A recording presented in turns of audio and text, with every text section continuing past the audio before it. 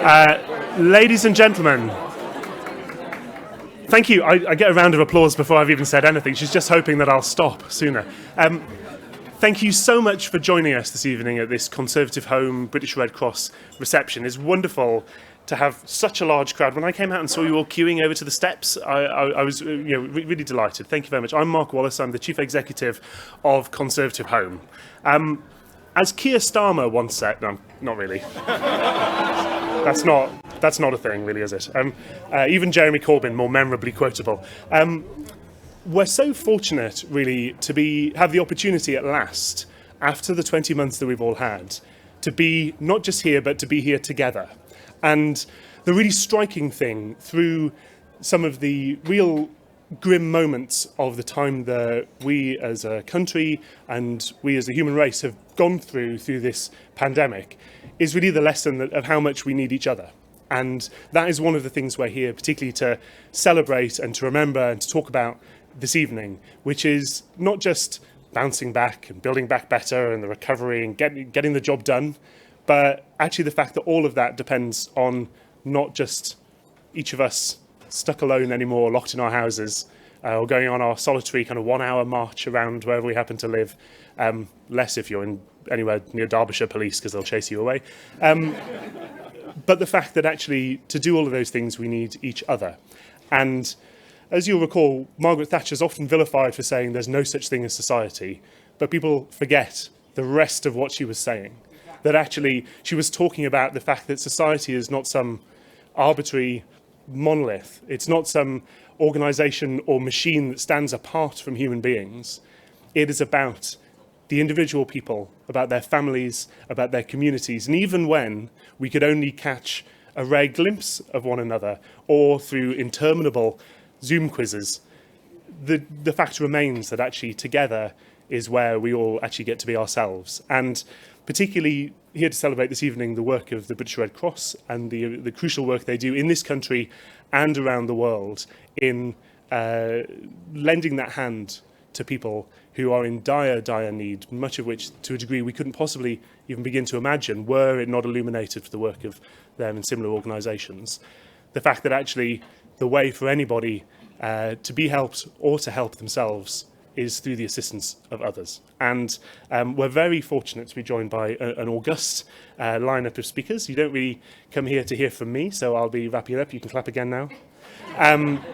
But first, I'd like to welcome, I hope you'll join me, Mike Adamson, the CEO of the British Red Cross, to talk a little bit about why we're all here tonight, the great work that they do, and what they're planning to do even more of in the future. Mike, thank you.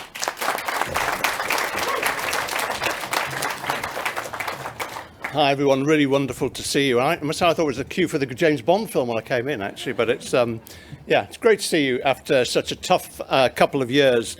And I think it's been challenging for us all to kind of make sense of it. There's even a name for it now apparently, pandemic flux, according to Amy Cuddy, about trying to make sense of the personal and professional challenges of how we all connect, what we feel safe and comfortable with, and how we move forwards together.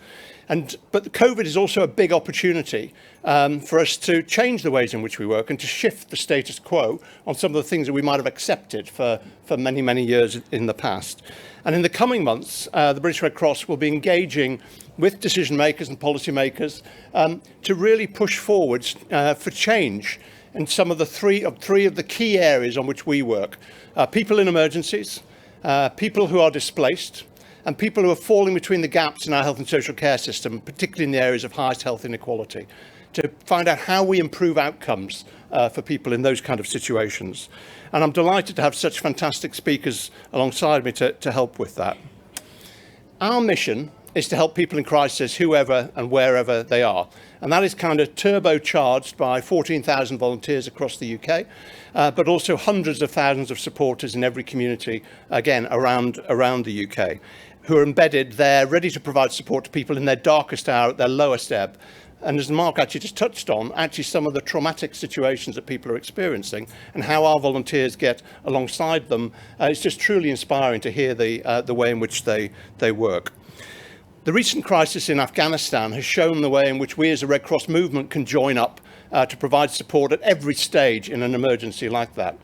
As the British Red Cross, we were able to fundraise and provide technical support to support the work of the Afghan Red Crescent, their volunteers and staff, who aren't going anywhere, supporting people in Afghanistan, in communities, through health clinics, food distribution, and so on.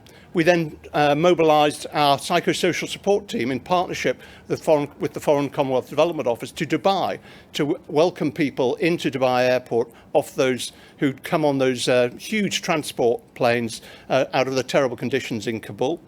We then mobilised our teams locally in order to welcome people on the tarmac in Birmingham, in Manchester, in Brighton Norton, at Heathrow. Again, people who have been through such traumatic situations. And right now, our refugee teams are working round the clock, supporting people in hotels and quarantine hotels and bridging hotels, and as they resettle back into the community. So we're there at every stage in the journey, mobilising the power of our movement. But we recognise that the humanitarian challenges of today really transcend the ability of any single organisation to meet all of those needs. And that's why we work in partnership and collaboration with other organisations to form common cause who share our values and purpose. But it's also why we bear witness, why we develop evidence and research to try to influence the design of the systems, because we know that if we can change the systems and structures and policies, then that can make an even bigger difference than what we can do on the ground. And I just want to share with you what some of our priorities are in those three big cause areas that I mentioned. So in emergencies, we want people to be better prepared for, able to respond to and recover from a crisis. But critically, we want an emergency response system here in the UK that is much more people-centred, that is focused on how people experience emergencies and the support that they get. So much of the work of emergency response is fantastic, but it's focused on structures and systems, gold, silver and bronze, and language that doesn't recognise the impact on people. And we have a real opportunity right now with the review of national resilience and the Civil Contingencies Act to build in people-centred approaches to the way in which we help people to be better prepared. And we've all seen the impact of extreme weather from climate change. We've seen that not only around the world, but also in Germany, and the impact in a first world country where the infrastructure is simply not up to it. And we need to, and the thing about emergencies is they have a way of finding the people who are most vulnerable, in the poorest postcodes, the coastal areas which are most vulnerable. And our role is to help those places and those people to be better connected and better able to respond to that emergency and ensure they get a fair deal. Secondly, for the people accessing our health and social care system, again, we want to ensure a much more people-centred approach to the health and social care systems that recognises all of a person's needs, the whole sense of them, and that their needs are rarely just medical. They include loneliness, financial issues, mental health issues, drug and alcohol issues. And it's how actually we look at the person as a whole that means we design a system that can actually meet their needs, but critically also reduce the pressures on our fantastic NHS. But to get there, we'll need much greater collaboration, both within the voluntary and community sector, but also with the NHS than we've seen to date. And that's a real agenda for the future. And loneliness is a critical part of what we need to address as well, because if people aren't connected, then actually they're much more vulnerable in day-to-day crises, but also to the emergencies that may happen. And we'd like to see loneliness being brought back up the government's agenda, the appointment of a minister to support that, and again, real investment in loneliness. Thirdly, for people who are displaced, we want to work towards a reformed, effective and efficient asylum system that creates safe and legal routes for people to reach the UK, both through planned resettlement routes, but also through other channels and routes. Because the system just doesn't work at the moment.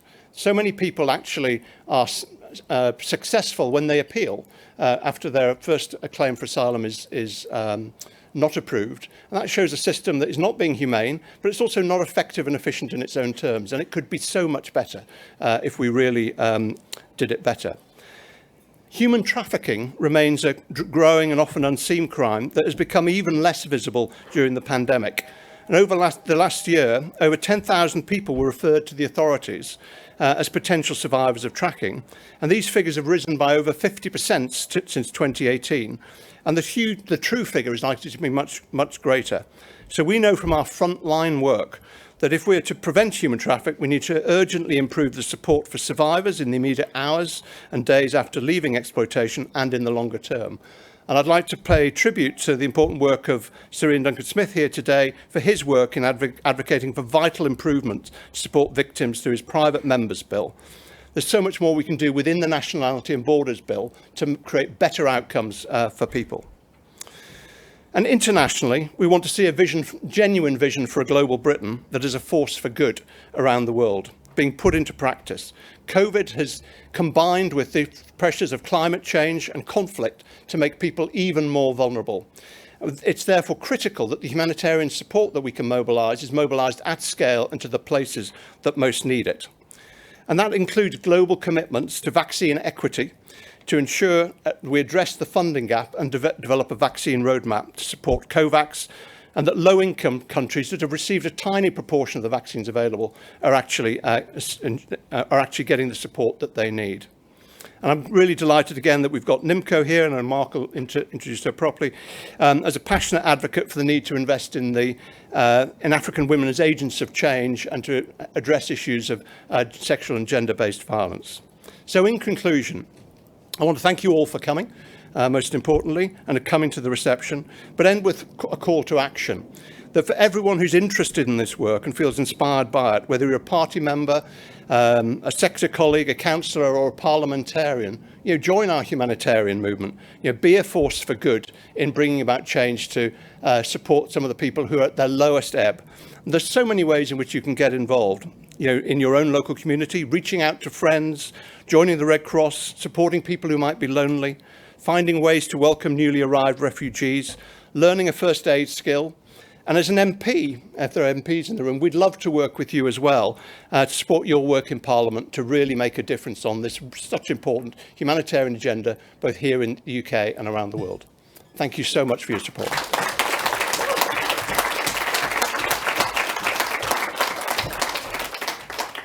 Thank you very much for that, Mike, and thank you to all of you for giving him such a warm welcome. I'm not here next to introduce Nimco Ali. I'm here to introduce Nimco Ali OBE, probably recognised for her great work.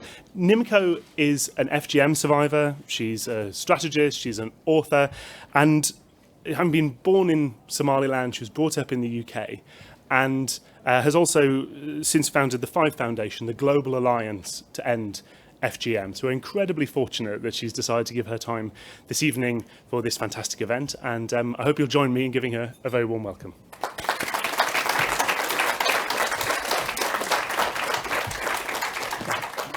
Thank you very much, Mark. I wasn't intending to stand on a podium, so please apologise. I apologise for the fact that this is going to be very short. I was told this could be as short or as long as I wanted, and it's going to be very short. Ultimately, I was incredibly privileged to be able to write about my journey as a child refugee for the Red Cross, and I'm also incredibly privileged to have the Red Cross as one of our partners of the Five Foundation. It is quite ironic that that 32 years ago, April, I landed in this country back as a child refugee from Somaliland, and also as an FGM survivor, and to stand here today to be able to advocate on behalf of African women who are the real agents of change is an incredible privilege. And I'm really passionate about the Red Cross because when we landed here, one of the key things was the fact that it wasn't just about supporting us as becoming refugees after losing everything that we knew, but was also trying to find other parts of our family that were scattered across the world.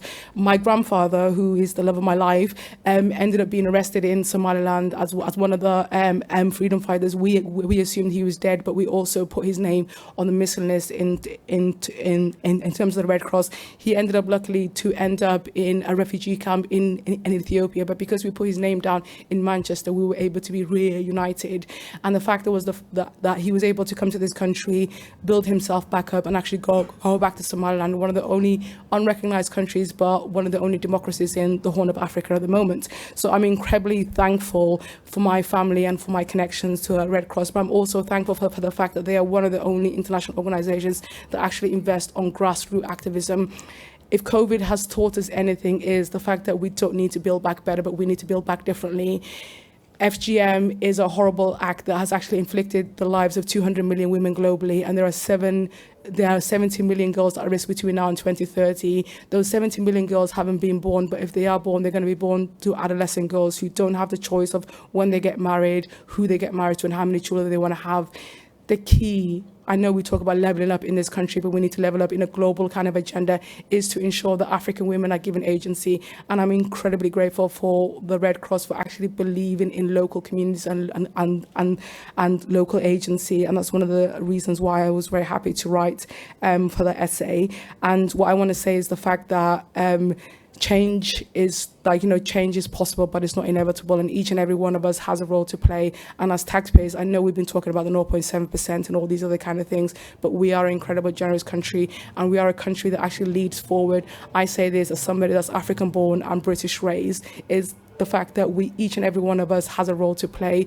And as MPs, as councillors, as taxpayers, can I please ask you one thing? Can you please ask for us to invest and trust African women? Because there is this conversation about the fact that we don't know how the money is going to be spent and all these other kind of things. But unless we do things differently, nothing's actually going to be able to change. So I just want to say thank you very much for that. And you can read about my story in the book, and you can read about the 5 foundations. So if you want to support, please let me know. Thank you very much.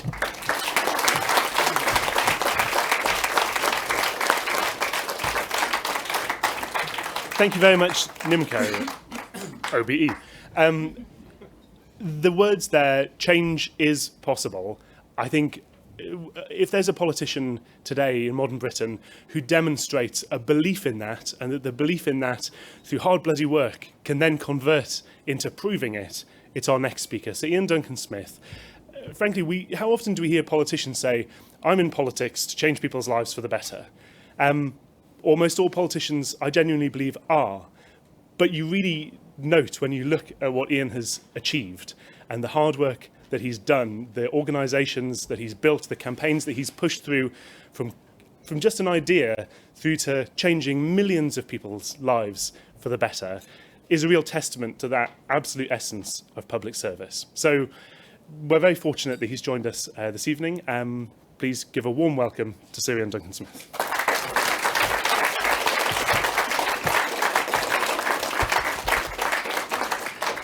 Well, thank you very much indeed. I'm going to quit now because I'm ahead at this point.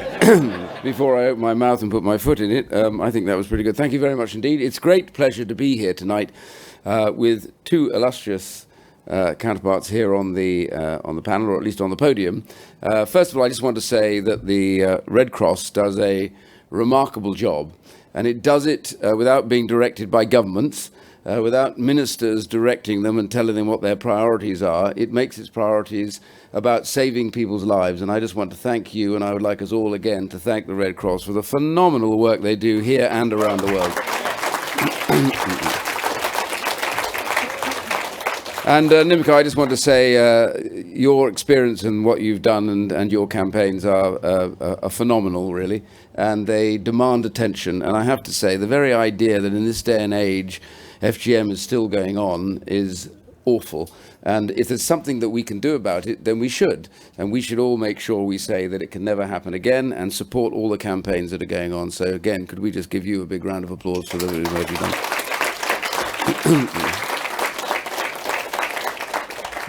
Can I say it's always a pleasure, by the way, to be in a room which actually fully understands what I'm saying. Isn't always the case. I did actually, as just a small aside, if you don't mind, Mark, I did actually attend, I had to attend on behalf of the Prime Minister a while ago when I was in government. And he asked me to go and sit in at some conference on youth employment with all the other European leaders because he couldn't make it. So I went to this panjandrum and realised just how the hierarchies work, that you get to speak first if you're a president, which makes me think that maybe the government should change the title of the Prime Minister. But the point is that it goes round the table and everybody talks about how brilliant things are, and at the end of the meeting everyone just goes and has a photograph. And so I'm sitting there waiting to speak on behalf of the Prime Minister at the time, and Mrs. Merkel, and this is the point of the story, Mrs. Merkel is presiding over it. And finally, after about 50 minutes of listening to the same stuff coming out from everybody telling them how wonderful things were, a few years ago when they weren't, before COVID actually. So, and finally gets to me, and I thought, well, what does somebody from Britain do when they're abroad? They always tell a self-deprecating joke. So when she asked me, hair iron, by the way, she called me, which is There's something about German that you really admire. Anyway, Herr Iain, would he like to speak? And he leant forward and Herr Iain said, thank you very much indeed. I'm going to be brief because like the rest of you, I sat here for 50 minutes and I think by now I've lost the will to live. I didn't get that response, I'm afraid, from the audience.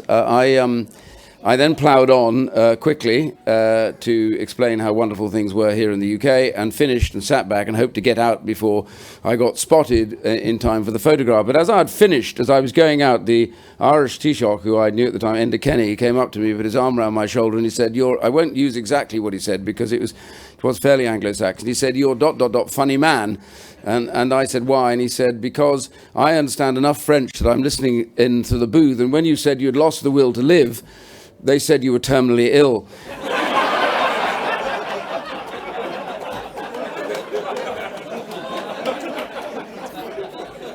At that point, Mrs. Merkel came and put her arm through mine and told Enda it wasn't a laughing matter, and he went off laughing, and it was my opportunity, obviously, to say, I'm really sorry, I completely screwed up, it's a bad joke, shouldn't have told it and everything else, and she asked me the question, how are you, Herr Iain?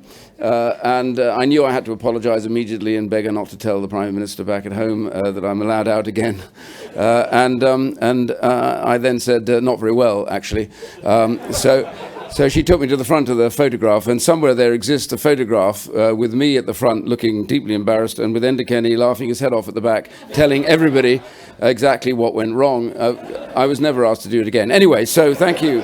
Thank you very much indeed. It's always a great pleasure to be here. And thanks to Conservative Home for setting this up, as ever, at the forefront of all the political debate. Can I just say that, pick up two or three issues. Number one, on modern-day slavery, as you very kindly mentioned, modern-day slavery was on the back of a publication produced by the Centre for Social Justice showing how people are being trafficked into the UK and so many people are turning a blind eye to it. So we asked for legislation and we persuaded Theresa May to do the legislation when I was in government, and we became the first country to legislate against modern-day slavery. This was a huge statement, and it's been copied around the world, and I am proud that the Centre for Social Justice started that, but I'm also proud that a British government decided to take this on and others have now followed. But it does need upgrading now, and one of the biggest problems with it, and I'm campaigning on this at the moment, and we can afford to be really generous and decent about this. Many people who come and who are traumatized by the nature of what they have been made to do while over here and finally able to escape from it, are traumatized enough that it's very difficult for them to discuss it.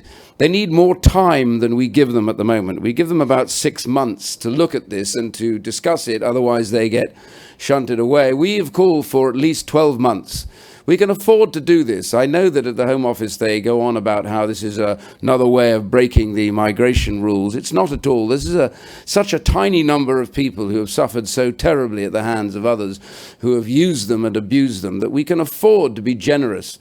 We are the country that has always been generous with those fleeing persecution, whether it was from any part of Europe in the 19th century, whether you think of all those people fighting for their freedom and for escaping after they've been dealt with. Garibaldi was one of them, and we go down the list of everybody, even including Karl Marx.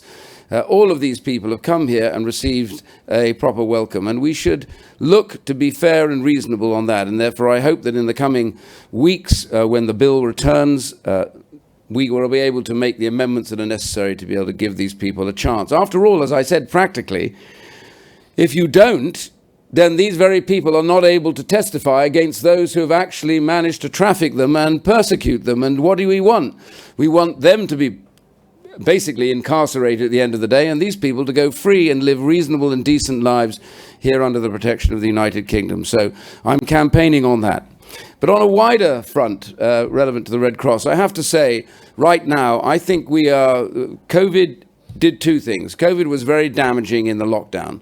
We've learned very quickly that we are social animals. We require interconnection between each other. Without each other, we get isolated, and isolation is difficult. It's difficult if you live in a house with a number of bedrooms and different rooms to go to in a study. It's impossible if you live in a tiny, squeezed flat with one bedroom and a number of children without too much money. This has been an utter disaster for them. They have suffered enormously. People on the lowest incomes have felt it the hardest.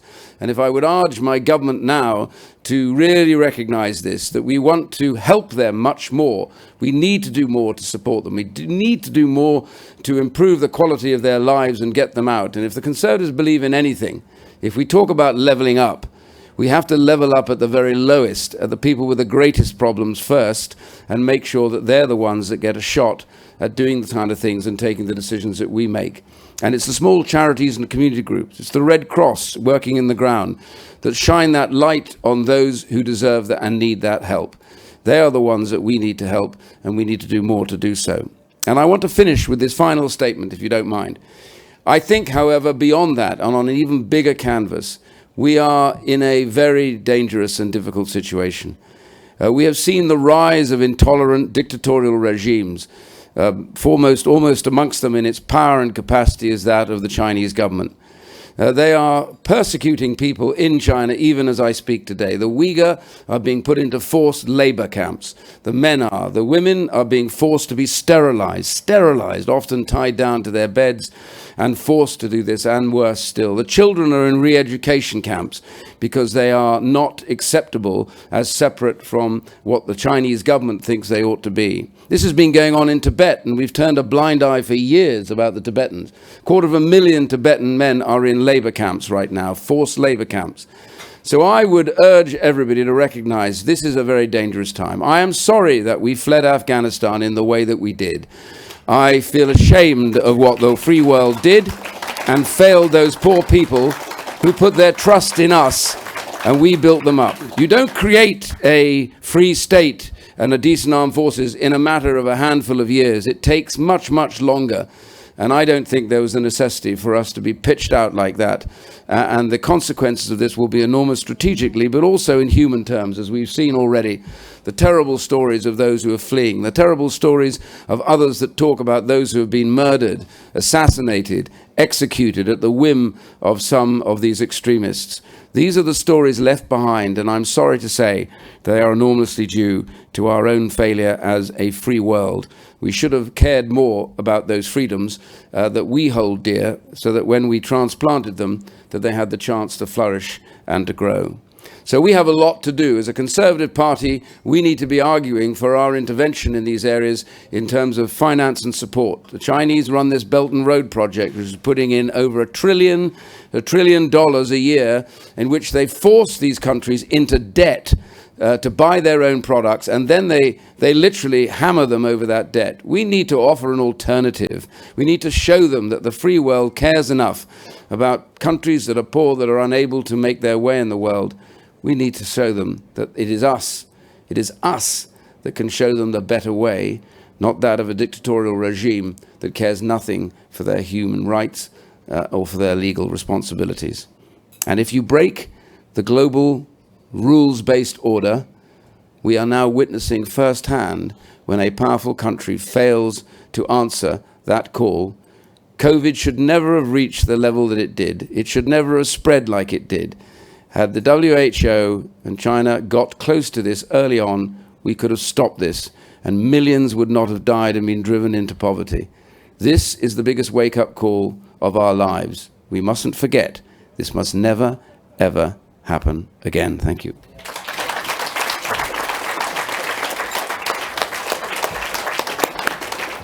Thank you very much to Iain. Thank you very much to all our speakers. And I said at the start of our speaking section, ladies and gentlemen, that the central theme of this evening is that as human beings, we need one another.